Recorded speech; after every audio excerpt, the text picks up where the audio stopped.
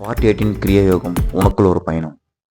Present வேலை creation டிபிள் sound card subscribe பண்ணி வச்சுக்கோங்க. பெல் பண்ணி கிளிக் பண்ணி வச்சுக்கோங்க. நம்ம போடக்கூடிய வீடியோ உடனுக்குடன் உங்களுக்கு நோட்டிஃபிகேஷன் வந்துகிட்டே இருக்கும்.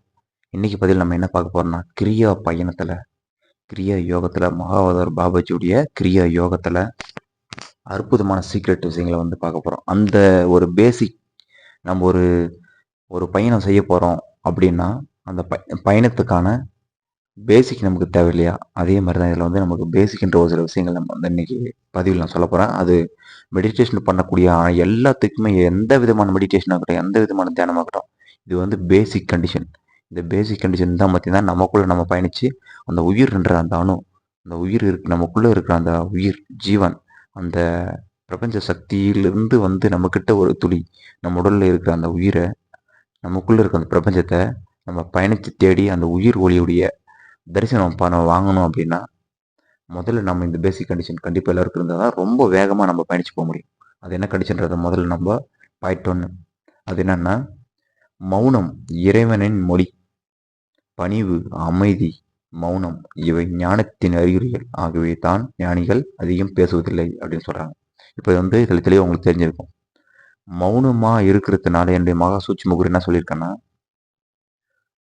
முடிந்த அளவு அதிகமாக பேசுறதுனாலையோ, அதிகமாக கோவப்படுறதுனாலையோ, அதிகமாக தேவையில்லாத நம்ம வந்து நம்முடைய எனர்ஜியை வேஸ்ட் பண்ணுறதுனாலோ, இதனால் வந்து மேக்சிமம் நம்முடைய ஜீவ சக்தி வந்து உயிர் சக்தி வந்து வீணாகுது அப்படின்னு சொல்கிறாங்க. எப்படின்னா, நம்ம அதிகமாக பேசிட்டே இருப்போம். திடீர்னு டயர்டாகி உக்காந்துருவோம். பார்த்துருப்பீங்க, ரொம்ப ஹெவியாக டென்ஷன் ஆவாங்க ஒரு சிலர். பார்த்தோன்னா மயக்கம் போட்டு விழுந்துருவாங்க. காரணம் என்னென்னா, அவங்களுக்குள்ளே இருக்கிற அந்த தானாக பிரபஞ்ச சக்தி எப்படி உருவாகிட்டே இருக்கோ, அதுக்குள்ளே நமக்குள்ளே ஒரு மேக்னெட்டிக் பவர் வந்து எண்ணங்கள் அடங்கும் சில நேரங்களில் மட்டும் பிரபஞ்ச சக்தி உருவாகிட்டே இருக்கும். எண்ணங்கள், அதாவது நமக்குள்ளே இருக்கிற அந்த எண்ண அலைகள் எப்போ அடங்கி ஒடுங்குதோ அந்த டைமில் பார்த்தீங்கன்னா பிரபஞ்ச சக்தி, மேக்னெட்டிக் பவர், அதாவது பிரபஞ்ச ஆற்றல், அந்த உயிர் சக்தி, ஜீவசக்தி, அது வந்து என்ன ஆகும்னா ஆட்டோமேட்டிக்காக ப்ரொடக்ஷன் ஆகிட்டே இருக்கும், உருவாகிட்டே இருக்கும். அப்போது அதுக்கு வந்து ஒரு குறிப்பிட்ட ஃப்ரீக்குவன்சி வேணும் இல்லையா? அப்படி இருந்தால் பார்த்தீங்கன்னா நம்ம வந்து அந்த எனர்ஜி வந்து நமக்குள்ளே அதிகரிச்சுட்டே இருக்கும். அப்போது நம்மளுடைய உடல் தேஜஸ் ஆகும், நம்முடைய பேசலாம் வந்து பார்த்தீங்கன்னா ரொம்ப அப்படியே ஒளிமயமாக மாறும். நம்ம கிட்ட ஒரு எனர்ஜி நம்மளால இருக்கிறத ஃபீல் பண்ண முடியும். அது எப்படின்னா, ஒரு பைக் இருக்குது எடுத்துக்கிறீங்க, லாங்காக ஓட்டுறீங்க ஒரு 3 ஹவர் 4 ஹவர், என்ன ஆகும்? இன்ஜின்லாம் ஓவர் ஹீட் ஆகும். அப்போ என்ன ஆகும்? கண்டிப்பாக ரெஸ்ட் தேவை. கண்டினியூவாக ஓட்டினா என்ன ஆகும்? உங்களுக்கே தெரியும் அடுத்து என்ன நடக்கும் பைக்குன்ட்டு. ரொம்ப இன்ஜினில் ஹீட் ஆகும், கொஞ்சம் ரொம்ப ப்ராப்ளம், ஸ்ட்ரெயின், ரொம்ப ஒரு ஒரு நமக்கே தெரியும் பைக்கில் வந்து ரொம்ப இன்ஜின்லாம் ஹீட் ஆச்சு, ரொம்ப அது கொஞ்சம் ரெஸ்ட் தேவை கொஞ்சம் அப்படின்ட்டு. அப்போ ரெஸ்ட்டு வச்சுட்டு தான் நம்ம அந்த பைக்கை ஓட்டுவோம். அந்த மாதிரி இந்த ரெஸ்ட் டைம்ன்றது மௌனம். அப்போ இந்த மௌனம்ன்றது நிறைய யோகிகள் சித்தர்கள்லாம் வந்து கடைப்பிடிச்சிருக்காங்க. அதனால் வந்து சில சக்திகள் அடைஞ்சிருக்காங்க, சில சித்துக்கள் அடைஞ்சிருக்காங்க. அந்த மாதிரி மௌனமாக தியானம் செய்யும்போது நமக்குள்ள ஒரு விதமான ஆற்றல் ஏற்படுன்றத சொல்லியிருக்காங்க. எது வந்தாலும் பாயிண்ட் 2 வந்து பார்த்தீங்கன்னா, 2வது ஸ்டெப் வந்து எது வந்தாலும் அதை ஆண்டவனின் விருப்பம் என ஏற்றுக்கொள்க. எது சென்றாலும் அது ஆண்டவன் விருப்பமே என ஏற்றுக்கொள்க. எதையும் ஒன்றாக எண்ணும் சமநிலை பக்குவம் வந்துவிட்டால் எந்த கஷ்டமும் நம்மை பாதிக்காது அப்படின்றாங்க. அப்போது நடக்கிற விஷயங்கள் அத்தனையுமே இறைவன் செயல்தான். அவன் அது அணுவின்றி, அதாவது இறைவனுடைய சக்தியின்றி ஒரு அணுவும் அசையாது. அந்த மாதிரி எந்த ஒரு விஷயமும் வந்து நான் தான் செஞ்சேன், நான் தான் பண்ணேன், எல்லாம் என்னால் தான் முடியும், என்னால் தான் நடந்துச்சு அப்படின்ற ஒரு அகங்காரம் இருந்தாவே அது ஒரு சறுக்கி விழுறதுக்கான ஒரு பாதை அப்படின்னு சொல்கிறாங்க இந்த முன்னோர்கள். மகாவதருடைய பாபாஜியுடைய ஒரு அற்புதமான இதெல்லாம் ஒரு நல்ல ஒரு ஸ்டெப்பு தான். இதை நம்ம கவனிக்க வேண்டிய ஒரு முக்கியமான விஷயம். அடுத்து வந்து நான் என்ற அகங்காரத்திலிருந்து நீங்கள் விடுபட்டு விட்டால் உங்கள் மனம் தூய்மை அடைகிறது. அதன் மூலம் மௌனம் மெய்ய அறிவை, இறை உணர்வை உணர்வதற்கு தயாராகிறீர்கள் அப்படின்னு சொல்கிறாங்க. நான் சொன்ன மாதிரியே அந்த அகங்காரம், நான்ன்ற அகங்காரம், அதனாலேயே பார்த்தீங்கன்னா சில விதமான கிடைக்கக்கூடிய நல்ல ஆற்றல்களை நம்ம இழந்துடுறோம். அப்போது மெய்யறிவை வந்து நீங்கள் வந்து உணர முடியாததுக்கான, மெய்யறிவு அப்படின்ற ஒரு உண்மையான ஒரு ஞானத்தை வந்து நீங்கள் அடைய முடியாததுக்கான தடை ஏற்படும் அப்படின்னு சொல்கிறாங்க. ஆக நான் என்ற அகங்காரத்தில் இருக்கக்கூடாது அப்படின்றாங்க. தோல்வி ஒவ்வொன்று வெற்றிப்படியாகும், அதே போல் நாம் செய்யும் தவறுகள் வாழ்க்கையை திருத்திக் கொள்ளும் படிக்கட்டாகும் அப்படின்றாங்க. நம்ம இதில் வந்து தோல்வி எல்லாமே வந்து பார்த்திங்கன்னா, அவ்வளோதான் இவன் தோத்துட்டான் அப்படின்ற வந்து அது வந்து எப்பயுமே வந்து தோல்வி வந்து பார்த்திங்கன்னா, சிலர் வந்து அந்த தோல்வியில் தான் நிறைய அனுபவம் கிடைக்கும். அது எந்த தோல்வியாக இருந்தாலும் சரி. அப்போ அந்த தோல்வியே நம்ம வாழ்க்கைக்கு படிக்கட்டா மாறும் அப்படின்னு சொல்றாங்க. தினமும் தினமும் இரவு உறங்க செல்லும் முன் அன்று நடந்த நிகழ்ச்சிகளை ஒரு முறை நினைத்து பாருங்கள். தவறு செய்திருந்தால் ஆண்டவனிடம் மன்னிப்பு கேளுங்கள். நல்லது செய்திருந்தால் அதன் பலனை ஆண்டவனுக்கு அர்ப்பணித்து விடுங்கள். இது உங்களை நீங்களே ஆத்ம பரிசோதனை செய்வதாகும். இதுல வந்து என்ன சொல்றாங்கன்னா, நம்ம செய்யறது நல்லதா இருந்தாலும் கெட்டதா இருந்தாலும் இறைவனுடைய வந்து பாதத்துல சமர்ப்பணம் செஞ்சிடணும் அப்படின்னு சொல்றாங்க. அப்படி நம்ம தெரிஞ்சோ தெரியாம சில தவறுதலை செஞ்சிருந்தால் இறைவனிடம் ஆத்மார்த்தமா மன்னிப்பு கேட்கணும் அப்படின்னு சொல்றாங்க. அது நமக்கு ஒரு நல்ல ஒரு அடுத்த வழிகாட்டுதல கூட்டிட்டு போகும் அப்படின்றாங்க. உண்மையான அன்பு என்பது கொடுப்பது மட்டுமே. அங்கே வியாபாரமோ பரிமாற்றமோ கிடையாது. உண்மையான அன்பு கொடுக்கறது மட்டும்தான் உண்மையான அன்பு. அது வந்து அந்த அன்பு வந்து பார்த்தீங்கன்னா, ஒரு வியாபாரம் செய்றதோ அந்த மாதிரி விஷயங்களுக்கெல்லாம் இந்த உலகத்துக்கு வந்து அன்புன்றது ஒண்ணு அடிபணியாது. உண்மையான அன்பு தெரியும் என்னைக்கும் உண்மையாவே இருக்கும். பொய்யான அன்பு என்னைக்கும் வந்து பார்த்தீங்கன்னா, இந்த உலகத்துல நிலைச்சு நிக்காது. அப்படின்ற விஷயத்த நம்ம எல்லாரும் உணர்ந்துக்கணும். தவறு செய்யாத மனிதன் இல்லை. செய்த தவற்றை உணராதவன் மனிதனே இல்லை. தவறு செய்றவன் உலகத்துல வந்து எல்லாருமே தவறு செய்றவங்க தான். சின்ன சின்ன விஷயங்கள். அது தெரிஞ்சோ, தெரியாமலோ, அறிஞ்சோ, அறியாமலோ எல்லாம் செய்வோம்.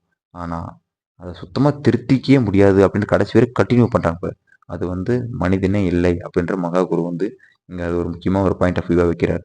தியானம் செய்யுங்கள். அது சீக்கிரமே உங்களை எல்லா விதமான துக்கத்திலிருந்து விடுபட வைக்கும் அப்படின்றாங்க. மலைகளில் மலைவாழ் மக்கள் பலர் வாழ்கிறார்கள். அவர்களுக்கெல்லாம் கடவுள் தரிசனம் கிட்டிவிட்டதா? என்றால் இல்லை. ஆகவே ஞானத்தை அசைவற்ற மலையிடமிருந்து தெரிந்து கொள்வதை விட ஓர் ஆத்ம ஞானியிடமிருந்து அதாவது ஒரு குருவிடமிருந்து தெரிந்து கொள்வதுதான் மிகவும் நல்லது அப்படின்றாங்க. சிதையும் எலும்பு அதாவது சிதையும் எலும்பும் கூடிய கட்டான உடல்தான் நீ என்று எண்ணி விடாதே. அது ஒரு துன்பக் கூடிய தவிர வேற எண்ணுமே இல்லை அப்படின்றாங்க. தன்னை அறிந்தவன் மரணத்தை அறிகிறான். அவன் கட்டளையிட்டால் தான் மரணம் அவனிடம் நெருங்க முடியும் அப்படின்னு தன்னை உணர்ந்தவன் வந்து மரணம் வந்து என்னைக்குன்ற விஷயத்த அவன் நல்லா தெரிஞ்சு வச்சிருப்பான். தன்னுடைய ஞான சக்தி, யோக சக்தியால. அப்போ அவன் அனுமதிச்சாதான் அந்த மரணமே அவங்க கிட்ட நெருங்கும். இந்த மாதிரி சில விஷயங்கள முக்தி அடையிறதோ, ஜீவ சமாதி அடையிறதோ சித்தர்கள் வந்து ரொம்ப சிறப்பா பண்ணி காமிச்சிருக்காங்க. தன்னை அறிந்தவன் அதாவது நாம சொன்ன அந்த பாயிண்ட் தான் ரொம்ப முக்கியமானது. தன்னைத்தானே முதல்ல வந்து உணரணும்னா யோகத்துல பயணிக்கணும். கிரியாவுல பயணிக்கணும். நம்பிக்கையாலும், பக்தியாலும் மட்டுமே தெய்வீக காட்சிகளை காணும் நிலை கிடைக்கும் அப்படின்றாங்க. இதுல சொல்லியிருக்காங்க இப்ப ரொம்ப முக்கியமா நம்பிக்கை ரொம்ப முக்கியமான நம்பிக்கை வேணும். அப்புறம் பக்தியும் கொஞ்சம் கூட வேணும். இது இருந்தா மட்டும்தான் ஞானத்துல வந்து நம்ம வந்து அந்த தெய்வீக காட்சிகள அந்த நமக்குள்ள நம்மே பயணிச்சு அந்த அற்புதமான தெய்வீக காட்சிகள உணர முடியும் அப்படின்னு சொல்றாங்க. மனம் சஞ்சலப்பட்டு அலையும்போது மனம் சஞ்சலப்பட்டு அலைமோதும் வரையில் அதில் ஆத்மாவின் தெளிவான பிம்பத்தை காண முடியாது அப்படின்றாங்க. ஆகவே அமைதியை நாடுங்கள் அப்படின்னு சொல்றாங்க. அமைதியா இருக்கணுமா? அதுக்கு தான் சொன்னது. சிலர் மௌனம் இந்த நான் போட்டிருக்க அந்த டாபிக்கே முன்னாடி வீடியோக்கெல்லாம் பார்த்தோன்னே தெரியும். மௌன சரிதை, மௌன சரிதை, மௌன சரிதை போட்டுருவோம். மௌனமாவே இருந்தாவே பயங்கரமான சக்தி நமக்குள்ளே உருவாயிட்டே இருக்கும். தெய்வீக சக்தி உருவாயிட்டே இருக்கும். அப்போ அந்த மௌனத்துக்கு சிலர் மௌன விரதம்லாம் இருப்பாங்க. அதுக்கெல்லாம் என்ன பவர்னா இதுதான். இழந்த அந்த உயிர் சக்திய மறுபடியும் பிராண சக்திய இழுத்துப்பாங்க. மௌனமா இருக்கிறதால தமக்குள்ள ஆட்டோமேட்டிக்கா எப்படி இந்த பிரபஞ்சத்துல வந்து பிரபஞ்சம் உருவாயிட்டே இருக்க ஒவ்வொரு சக்தியும் இயற்கையா உருவாயிட்டே இருக்கோ, அதே மாரி நமக்குள்ள அந்த பிரபஞ்சம் இருக்குன்றத சித்தர்கள் மறைமுகமா சொல்லி வச்சுட்டு போயிருக்காங்க. எல்லாரும் அத ஈஸியா கண்டுபிடிச்சு உள்ள பயணிக்கிறதுக்கான வழியும் அவங்க சொல்லல.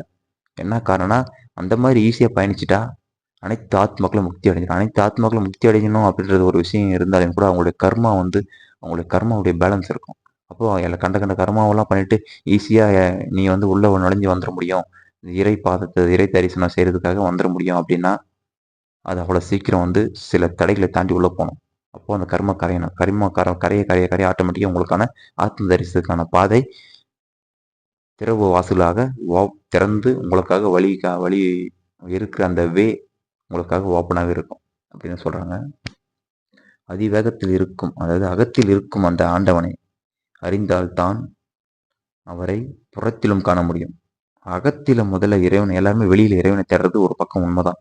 ஏன்னா வெளியில தேடி சுத்தி கிடைச்சா நமக்குள்ள இருக்கிற அந்த இறைவனை நம்மள உணரும் போது அந்த புரிதல் இறைவன் ஏற்படுத்தும் போது மட்டும்தான் அகத்துல இருக்கிற இறைவனை நம்ம வணங்கி தரிசனம் பண்ண பண்ண பண்ண பண்ண யோகத்துல பயணிக்க தான் புறத்துல இருக்கிற இறைவன் நமக்கு வந்து காட்சி கொடுப்பாரு அப்படின்னு நானுமே எனக்கு ஒரு சந்தேகம் இருந்தது. நான் ஓவனா தியானம் பண்ணும்போது மகாவதார் குரு வந்து தனக்குள்ள முதல்ல பயணி, வெளிய பார்க்காத கடவுள வெளிய பார்க்காதன்னு சொல்லுவாரு. அப்போ வந்து தனக்குள்ள பயணிச்சு, பயணிச்சு, பயணிச்சு என்ன நடக்கும்னா, வெளிய வந்து நானு ரொம்ப பயணிச்சு, பயணிச்சு, பயணிச்சு நான் ஏமாந்து போனது தான் அதிகம். உள்ளுக்குள்ள பயணிக்க, பயணிக்க உள்ளுக்குள்ள நான் என்ன காட்சிய நினைக்கிறேனோ, அது அப்படியே ஆகாயத்துல நானு வெளிய பார்க்கும்போது, தியானம் பண்ணிட்டு நான் எப்பவுமே ஆகாயத்த தான் அண்ணாந்து பார்ப்பேன். அப்ப பார்க்கும்போது அந்த ஆகாயத்துல அந்த காட்சி எனக்கு தெரியும்.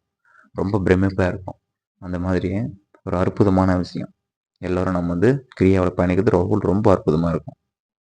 அப்போ மனம் சுத்தமா இருந்தால் அதை இறைவன் தான் குடியிருக்கும் கோவிலாக ஏற்றுக்கொள்கிறான். மனம் சுத்தமாக்கணும். மனசு சுத்தமா இல்லாம எந்த வேலை செஞ்சாலும் அது வந்து சரியான ஒரு திருப்திகரம் யாருமே அடைய முடியாது. இன்பம் வரும்போது அதனால் கிடைக்கும் பலன்களை ஆண்டவனுக்கு அர்ப்பணித்து விட்டால், துன்பம் வரும்போது அந்த பாரத்தை அவனே தாங்கிக் கொள்வான் அப்படின்றாங்க. இன்பம், துன்பம் இறைவன்கிட்டே சரி பங்குவா நம்ம வந்து சரி சமமா அனைத்தும் சமர்ப்பிச்சிடணுன்றாங்க. இறந்த பின்னே எதுவும் வரக்கூடாது. நாம் செய்த புண்ணியம், பாவம் மட்டுமே கூட வரும் அப்படின்னு சொல்றாங்க. இது உண்மைதான் கிட்டத்தட்ட. எல்லாருக்கும் இது தெரிஞ்ச விஷயம் தான். நம்ம வந்து நல்லது செஞ்சாலும் கிடைச்சாலும் அது நம்ம கூடயே தான் பயணிக்கும். வாழ்க்கையில வளர்ச்சி வரும்போது அடக்கம் அடக்கமும் வளர வேண்டும். அடக்கம் வளர வேண்டும். இல்லையெனில் தூக்கி வைத்து பேசியவர்கள் எல்லாம் சிறு சிறு சறுக்கம் வந்தாலும் கீழே தூக்கி போட்டு விடுவார்கள் அப்படின்றாங்க. சொந்தமோ பந்தமோ செல்வமோ எதுவும் சாஸ்வதம் கிடையாது. இறைவனின் திருவடியே சாஸ்வதம் அப்படின்றாங்க. பிறவாமை வேண்டும். ஒரு வேளை மீண்டும் பிறந்தால் உன்னை மறவாமை வேண்டும் என்று ஈசனிடம் வேண்டுங்கள் அப்படின்றாங்க. அப்போ எவ்வளோ அற்புதமான விஷயங்கள் வந்து ஒரு 20 பாயிண்ட் நான் சொல்லியிருப்பேன். இது எல்லாமே பேசிக்கே. இன்னும் ஒரு 20 பாயிண்ட் இருக்கு. அடுத்த பதிவில் நான் சொல்றேன். முன்னாடி பதிவெல்லாம் நீங்க வந்து பார்த்தீங்கன்னா, ரொம்ப அற்புதமான அந்த இறைவன கொஞ்சம் கொஞ்சமா கொஞ்சமா கிரியா பயணத்தில பயணிச்சு, இறைவன தரிசிக்கிறதுக்கு நமக்குள்ளே நம்ம பயணிச்சு, என்னென்ன அற்புதமான விஷயங்கள்ன்றத முன்னாடி பதிவுல நான் நெறைய போட்டிருப்பேன். பார்க்கும்போது உங்களுக்கு ரொம்ப ஒரு இன்ட்ரஸ்டிங்கா இருக்கும். எல்லாமே என்னுடைய சொந்த அனுபவங்களால கத்துக்கிட்ட ஒரு விஷயத்த, ஒரு சில விஷயங்கள உங்களுக்கு நான் பகிர்ந்திருக்கேன். முன்னாடி பதிவுல பார்த்தாலும் தெரியும். ரொம்ப இன்ட்ரஸ்டிங்கான பதிவுகள போட்டிருப்பேன். இது போன்று இன்னும் அற்புதமான பதிவுகளை வரக்கூடிய பதிவில் பதிவிடுகின்றேன். கிரியா யோகம் உனக்குள் ஒரு பயணம். நற்பவி நல்வாழ்வு சுபம் உண்டாகட்டும். மீண்டும் அடுத்த பதிவில் சந்திப்போம். அனைவரும் கிரியாவில் பயணிப்போம். நன்றி, வணக்கம்.